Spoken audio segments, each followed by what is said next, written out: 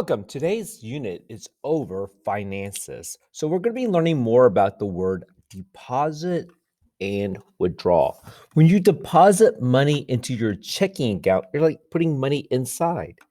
When you are withdrawing money from the checking account, you're taking money outside because what are you going to do with that money if you take the money out of the bank? You're going to spend it. So you're going to have less of that money. So when you deposit is adding, withdraw means minus. So let me get my pen going and we can get started on this. When money is deposited or withdrawn from a checking account, it is called a transaction. That's something, an action that you're doing. You are going to decide if it's a deposit or withdrawal.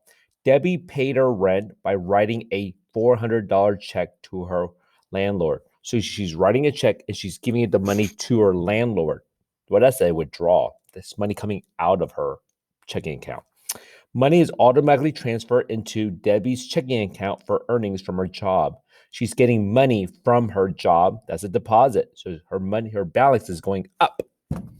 Debbie went shopping for some dog treats. When she checked out, she entered her PIN at the register and paid with the debit card. A PIN is a personal identification number. I don't know if you ever see your parents use this card. They put it in the machine, they enter a 4 to 6-digit code, and money spits out. So she's using the money to buy some dog treat. So it's withdrawal. Debbie wanted cash to pay for the cost of a movie ticket. She stopped at an ATM machine, entered a code, PIN, and took cash out of the machine, withdraw, because she's using the money to buy some movie ticket. That's a negative because she's minus. She's taking money out. And Debbie received 2 checks for her birthday. Woohoo! She went to her bank, filled out a slip, and gave the check to the bank teller. That is a deposit. She's putting money inside the bank. So let's look through some of these. Is it deposit withdrawal? Receive weekly allowance from her parents. That's a good thing. Automatically withdraw for gym membership. Oh, well, that's withdrawal. Withdraw. Oh, withdrawal. Debit card purchase for birthday gift for a friend.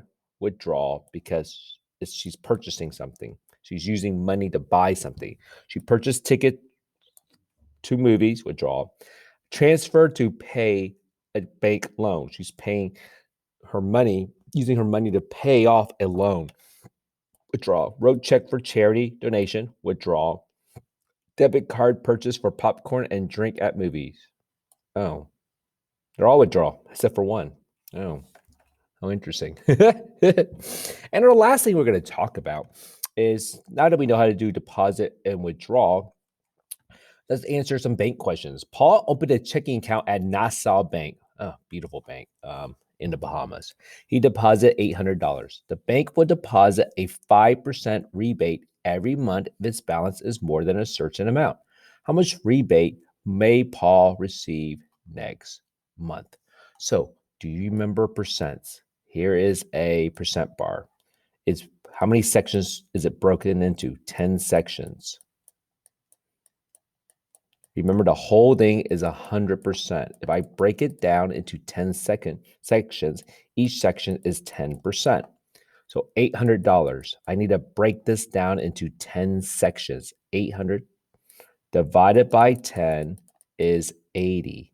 So what would 5%? Remember, 5% is half of 10%. So it must be $40. So he's going to get a $40 rebate.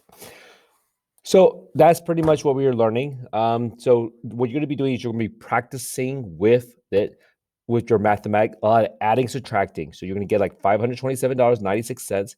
Then you're going to be answering different questions as to is it a deposit withdrawal, and you're going to be adding and subtracting numbers.